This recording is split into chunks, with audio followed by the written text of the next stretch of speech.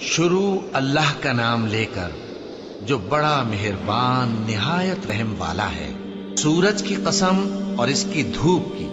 اور چاند کی جب وہ اس کے پیچھے چلے، اور دن کی جب وہ اسے روشن کر دے، اور رات کی جب وہ اسے چھپا لے، اور آسمان کی اور اس ذات کی جس نے اسے بنایا، اور زمین کی اور اس ذات کی جس نے اسے پھیلایا، اور نفس انسانی کی اور اس کی جس نے اسے درست کر کے بنایا۔